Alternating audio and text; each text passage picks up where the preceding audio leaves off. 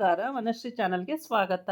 ತಂದಾಯಿತು, ಬನ್ನಿ ಇವತ್ತು ಪವಾಡ ಪುರುಷ ಸೀರಿಯಲ್ಲು ಹೇಗೆ ಮೂವ್ ಆಗುತ್ತೆ, ಏನು ಸ್ಟೋರಿ ನೋಡೋಣ. ಅದಕ್ಕಿಂತ ಮುಂಚೆ ನನ್ನ ವೀಡಿಯೋಕ್ಕೆ ಸಬ್ಸ್ಕ್ರೈಬ್ ಮಾಡಿಲ್ಲ ಅಂದರೆ ದಯವಿಟ್ಟು ಸಬ್ಸ್ಕ್ರೈಬ್ ಮಾಡ್ಕೊಳ್ಳಿ, ಹಾಗೇ ಒಂದು ಲೈಕ್ ಕೊಡಿ. ಬನ್ನಿ ಏನು ಕತೆ ನೋಡೋಣಂತೆ. ಸಂಧ್ಯಾ ಇವಾಗ ಗೌಡ ಜೊತೆ ಬಂದವನೇ, ಬಾಳ ಮನೆಯಿಂದ ಗೌಡ ಜೊತೆಗೆ ಬಂದವನೇ. ಗೌಡನ ಜೊತೆ ಬಂದುಬಿಟ್ಟು ಏನೋ ಸಂಧ್ಯಾ ಏನೋ ಸಮಾಚಾರ ಅಂತ ಕೇಳ್ತಾನೆ.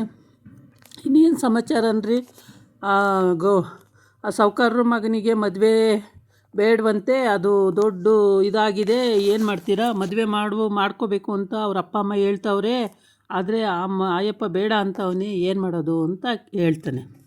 ಅಯ್ಯೋ ಇದೊಳ್ಳೆ ಕತೆ ಐತಲ್ಲ, ಮಾಡ್ಕೋಬೇಕಲ್ವ ಮದುವೆ, ಅವನು ಯಾಕೆ ಬೇಡ ಅಂತಾನೆ ಅಂತ ಇವನು ಕೇಳ್ತಾನೆ. ಅದಕ್ಕೆ ಸಂಧ್ಯಾ ಹೇಳ್ತಾನೆ, ಮಗ ಏನು ಮಾಡಿರೋ ಬೇಡವೇ ಬೇಡ ಅಂತವನೇ, ಏನು ಮಾಡೋದು ಅಂತ ಕೇಳ್ತಾನೆ. ಆಮೇಲೆ ಇವನನ್ನು ಪಾಟೀಲ್ನ ಬರೋಕ್ಕೆ ಹೇಳಿದ್ದೀನಿ, ಅವನಿನ್ನೂ ಬಂದಿಲ್ಲ, ಬರಲಿ ತಾಳು ಕೇಳ್ತೀನಿ ಅಂತ ಹೇಳ್ತಾನೆ. ಅದೇ ಸಮಯಕ್ಕೆ ಪಾಟೀಲ್ ಅಲ್ಲಿಗೆ ಬರ್ತಾನೆ. ಬಂದು ಪಾಟೀಲ, ನಿನ್ನ ಮಗಳನ್ನ ಕೊಟ್ಟು ಆ ಸಾವ್ಕಾರನ ಮಗನಿಗೆ ಮದುವೆ ಮಾಡೋ ಅಂತ ಕೇಳ್ತಾನೆ.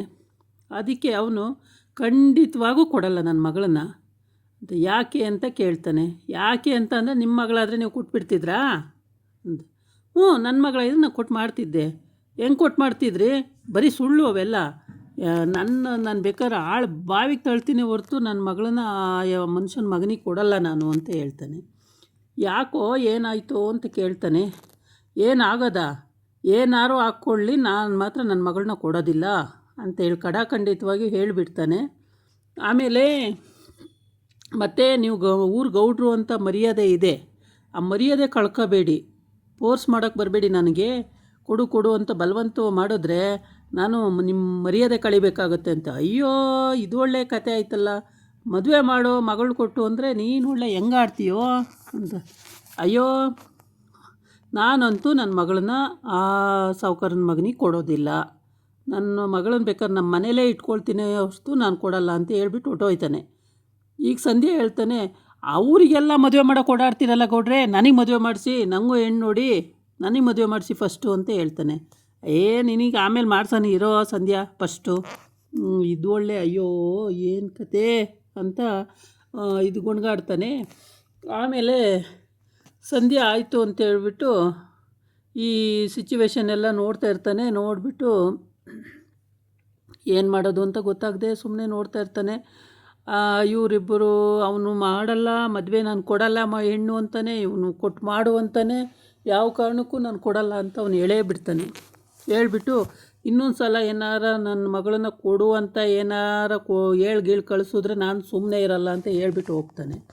ಆವಾಗ ಗೌಡ ಬಾಯಿ ಮುಚ್ಕೊಂಡು ಸುಮ್ಮನೆ ಆಗ್ತಾನೆ. ಇದೆಲ್ಲ ಆಗ್ತಿರೋದು ಸಂಧ್ಯಾ, ಇದೆಲ್ಲ ಆಗ್ತಿರೋದು ಹೆಂಗೆ ಗೊತ್ತೇನೋ, ಇದೆಲ್ಲ ಆಗ್ತಿರೋದು ಆ ಬಾಳುವಿಂದ.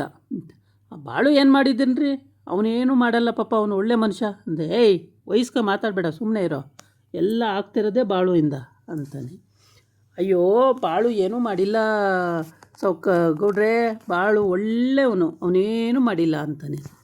ಹೆಂಗೆ ಗೊತ್ತೋ ನಿಂಗೆ ಅಂತಂದರೆ, ಯಾಕೆ ಅಂದರೆ ಇನ್ನೊಬ್ಬರ ವಿಷಯ ಅವನು ಮಾತೇ ಆಡಲ್ಲ, ಅವನು ನನಗೆ ಮರ್ಯಾದೆ ಕೊಟ್ಟು ಮಾತಾಡಿಲ್ಲ, ಅದಕ್ಕೇ ಈಗ ಜನಗಳೆಲ್ಲ ನನಗೆ ಮರ್ಯಾದೆ ಕೊಡ್ತಾಯಿಲ್ಲ. ಅವನು ಮರ್ಯಾದೆ ಕೊಟ್ಟಿದ್ದಿದ್ರೆ ನನಗೆ ಮರ್ಯಾದೆ ಕೊಡೋರು ಅಂತ.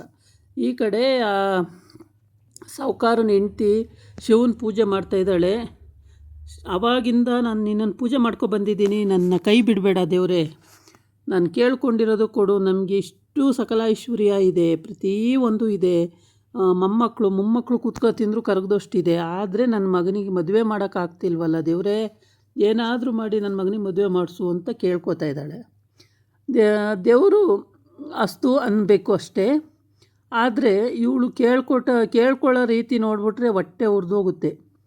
ಮಗನಿಗೆ ಯಾಕೆ ಮದುವೆ ಬೇಡ ಅಂತಾನೆ ಅನ್ನೋದೇ ಎಲ್ಲರಿಗೂ ಡೌಟ್ ಆಗಿದೆ. ಏನೇ ಮಾಡಿದ್ರೂ ಅಪ್ಪ ಹೇಳಿದ್ರಲ್ಲ, ಅಮ್ಮ ಹೇಳಿದ್ರಲ್ಲ, ಯಾರು ಹೇಳಿದ್ರು ನನಗೆ ಮದುವೆ ಬೇಡವೇ ಬೇಡ ಅಂತ ಕೂತಿದ್ದಾನೆ. ಇವಳು ಶಿವಲಿಂಗ ಪೂಜೆ ಮಾಡೋದು ಪಾಪ, 2 ಹೊತ್ತು ಹಗಲೂ ರಾತ್ರಿ ಪೂಜೆ ಮಾಡ್ತಿದ್ದಾಳೆ. ದೇವರೇ ನಮ್ಮನ್ನು ಕಾಪಾಡಪ್ಪ ದೇವರೇ ಅಂತ ಹೇಳ್ಬಿಟ್ಟು.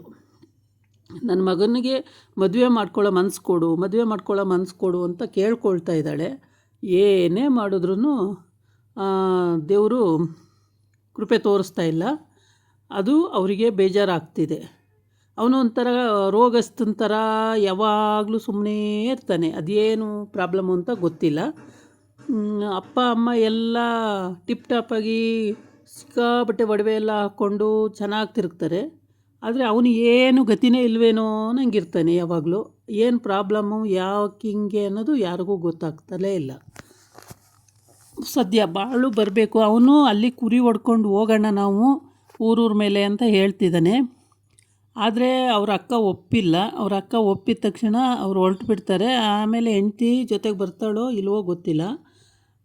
ಈ ಕಡೆ ಮೋಸ್ಟ್ಲಿ ಬಾಳುನಿಂದ ಎಲ್ಲ ಕೆಲಸನೂ ಆಗುತ್ತೆ ಅಂತ ಹೇಳ್ತಾರಲ್ಲ, ಆವಾಗ ಇವರೆಲ್ಲ ಬಾಳು ಹತ್ರ ಹೋಗ್ತಾರೆ ಅಂತ ಕಾಣುತ್ತೆ.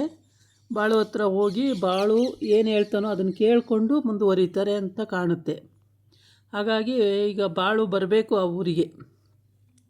ಊರಿಗೆ ಬಂದು ಅವನ ಪವಾಡ ಅಲ್ಲಿ ತೋರಿಸಿದ್ರೆ ಆವಾಗ ಈ ಹುಡುಗನಿಗೆ ಮದುವೆ ಮಾಡ್ಕೊಳ್ಳೋಕೆ ಒಪ್ಪುತ್ತೋ ಇಲ್ವೋ ನೋಡಬೇಕು. ಬಲವಂತ ಮಾಡ್ತಾರೆ ಮನೆಯವರೆಲ್ಲ. ಆದರೆ ಆ ಹುಡುಗ ಏನೇ ಮಾಡಿದ್ರು ನನ್ನ ಮದುವೆ ಆಗಲ್ಲ ಅಂತ ಕೂತ್ಬಿಟ್ಟಿದೆ. ಅದೇನಿದೆಯೋ ಆ ಮಗು ಮನಸ್ಸಲ್ಲಿ ಗೊತ್ತಿಲ್ಲ. ಯಾವ ಕಾರಣಕ್ಕೂ ನನ್ನ ಮದುವೆ ಆಗಲ್ಲ ಅಂತಲೇ ಇದೆ ಅದು. ಅವರ ಅಮ್ಮ ಅಂತೂ ಭಾಳ ಚಿಂತೆ ಮಾಡ್ತಾಯಿದ್ದಾಳೆ. ಎಲ್ಲ ಕೋಟಿ ಆಸ್ತಿ ಇದೆ, ಯಾರು ತಿನ್ನಬೇಕು? ಮಕ್ಕಳಿಲ್ಲ, ಮೊಮ್ಮಕ್ಕಳಿಲ್ಲ, ಮರಿಮಕ್ಕಳಿಲ್ಲ, ಸೊಸೆಯರಿಲ್ಲ ಅಂದಮೇಲೆ ಆ ಆಸ್ತಿನೆಲ್ಲ ಯಾರು ತಿನ್ನಬೇಕು ಅಂತ ಅವಳ ಚಿಂತೆ. ಈ ಕಡೆ ಈ ಹುಡುಗ ನಾನು ಏನೇ ಮಾಡಿದ್ರು ಬಿಲ್ಕುಲ್ ಮದುವೆ ಬೇಡವೇ ಬೇಡ ಅಂತ ಕೂತಿದೆ. ಅವರಪ್ಪ ಅಂತೂ ಬಾಯಿಗೆ ಬಂದಂಗೆ ಬೈತಾ ಇದ್ದಾನೆ. ಈ ರೀತಿ ಇವ್ರದ್ದು ಕತೆಗಳು ಚೆನ್ನಾಗಿ ಬರ್ತಾಯಿದೆ. ಪವಾಡ ಪುರುಷ ಕತೆ ಅಂತೂ ಸೂಪರಾಗಿದೆ. ಮೋಸ್ಟ್ಲಿ ಈಗ ಬಾಳು ಬರಬೇಕು, ಅವ್ರದ್ದು ಲೈನ್ ಕ್ಲಿಯರ್ ಆಗಬೇಕು. ಇದಾಗಿತ್ತು ಇವತ್ತಿನ ವೀಡಿಯೋ. ನಾಳೆ ಇನ್ನೊಂದು ವೀಡಿಯೋ ಜೊತೆ ಬರ್ತೀನಿ. ನಮಸ್ಕಾರ.